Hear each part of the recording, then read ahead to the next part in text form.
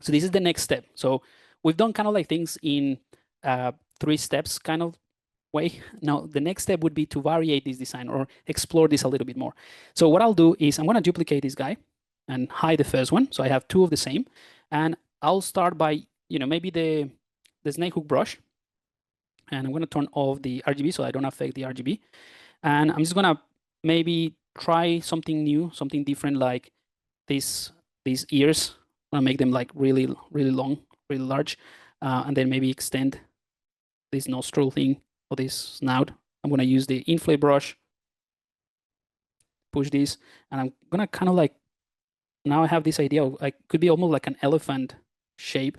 So I can really, really push the idea of this nose being like one of the main things.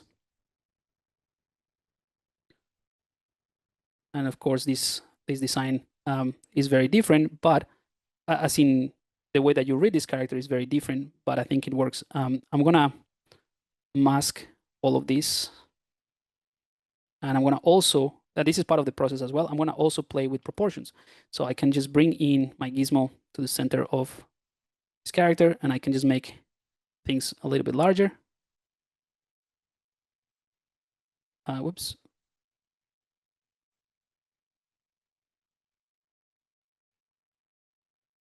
Maybe shorter neck, right? So that's one of the cool things about this process, that you can play around with all these ideas. I'm going to take the eyes, I'm going to duplicate them so that one set of eyes match the original, and this one, since I move them quite a bit, it matches this one.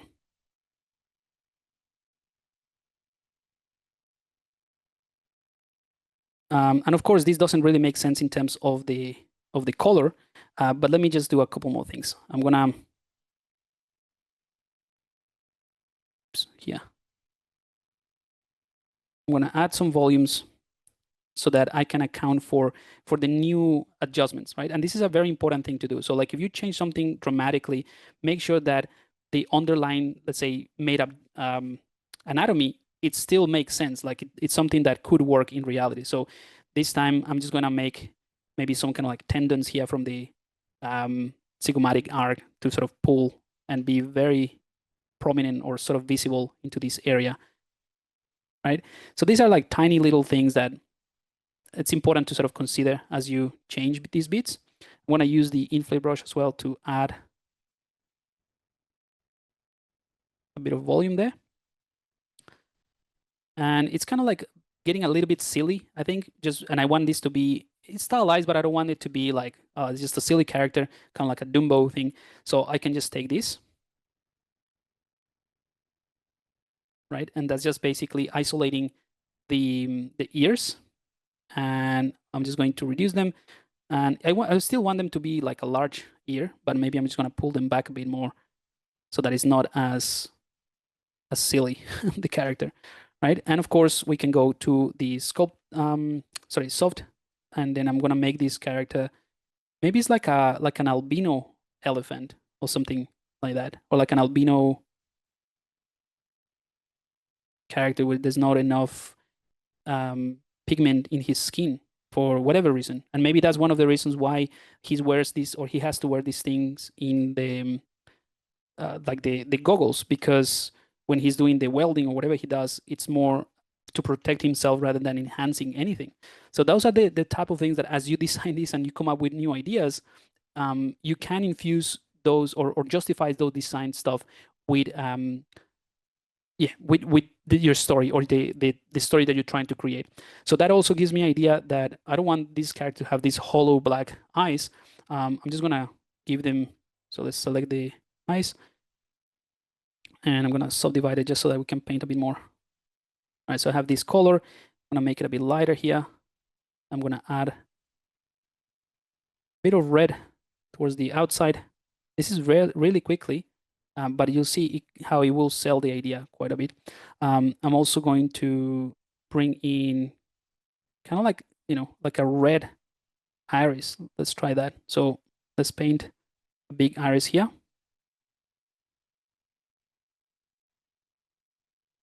And depending on how big you create these details, it's going to change the mood. So if you do something like this, for example, like a tiny iris, that's going to be very creepy. Whereas if you do something really large, that's going to be more like a cute character. So I want something in between. I'll adjust this later, but just want to show you.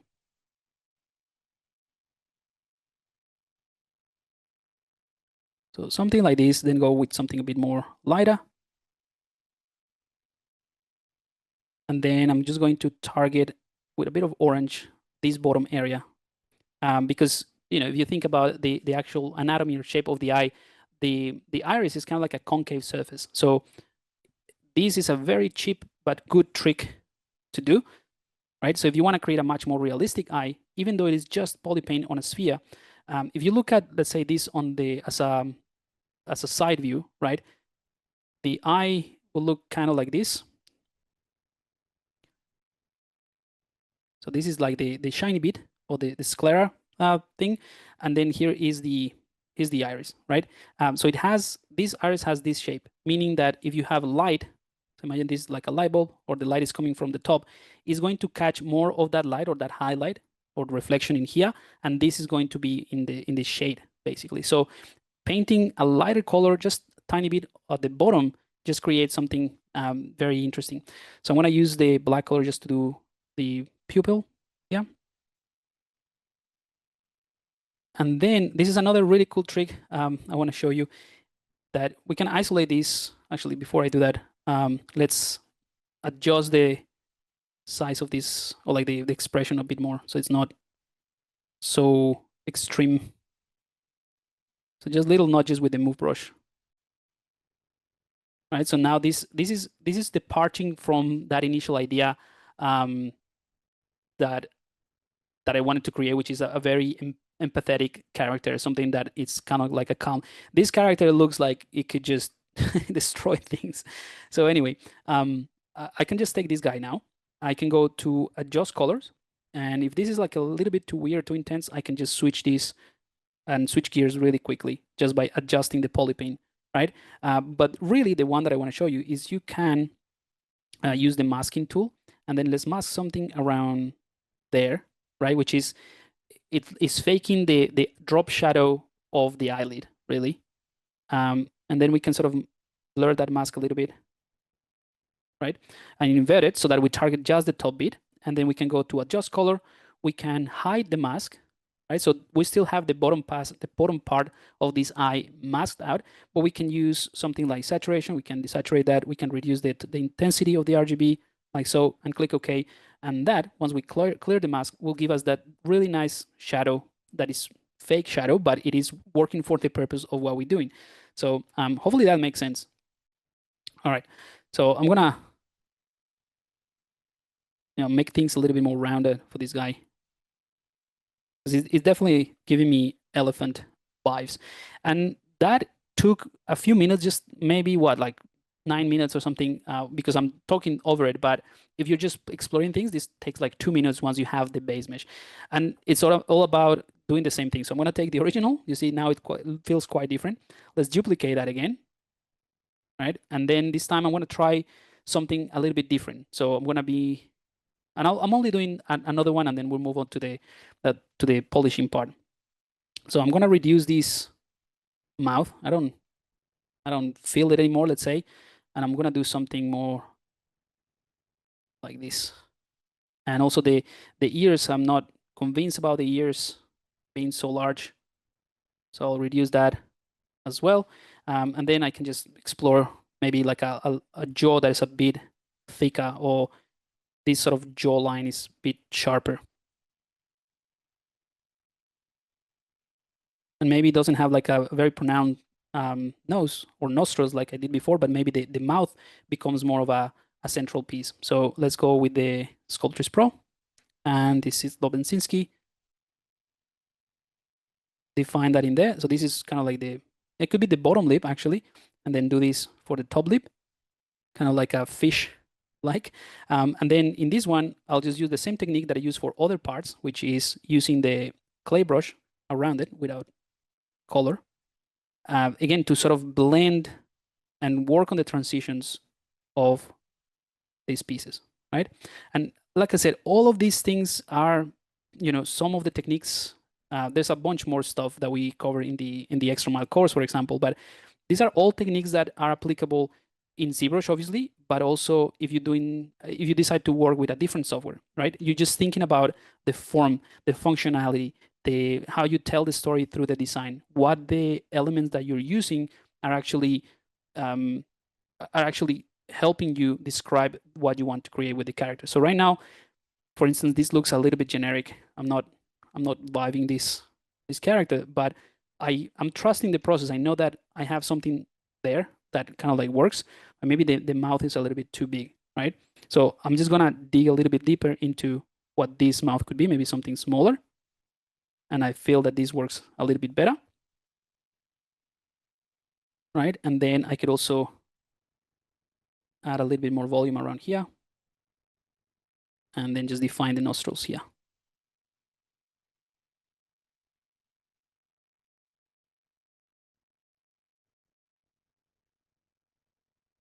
And then I'm going to use this snake hook brush just to add a couple of like things here that could be part of the how do you call these rays that is kind of like a combination of some DNA, including an amphibian type of thing. So these are what is called like a vestigial. I think that's the name. I'm just doing a literal translation from Spanish. A vestigial. Yeah, I think that's the name. Basically, a redundant organ, something that doesn't, like the appendix, right? That doesn't have any really any impact other than detrimental for the species, right? So like, I'm just thinking this is just something that could gives you that hint that, okay, this is like an amphibian thing, but it doesn't have any function. It doesn't have anything, and if anything, could be a problematic thing or get in the way or something. But yeah, it's just part of the design, right? And again, maybe the ears don't really work like that. So what I'll do is I'm gonna change the shape quite a bit, and I'm gonna try some sort of hopefully you guys know this reference, like the Damascus goats, that they're really cute when they're tiny and they grow into these hideous creatures that are kind of like demons. So they have like these cool ears anyway. So I'm just gonna do something like that.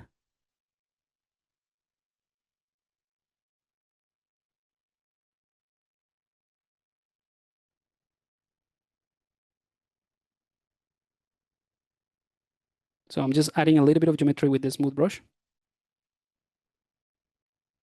And then I'm going to use the move brush to adjust all of these things.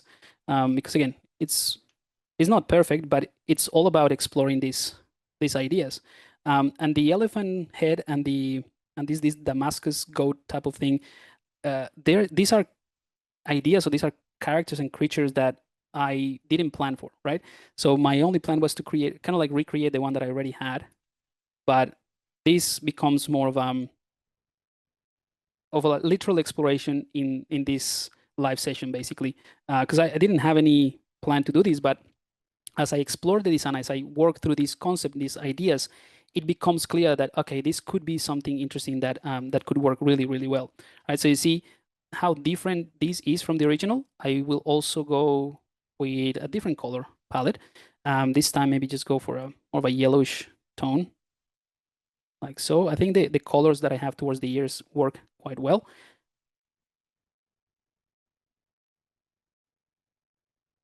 And make more like a lighter tone here. So this one is a little bit simpler in terms of the palette, but I think it goes well with it. And then what we can do is take the eyes again. Let's duplicate those.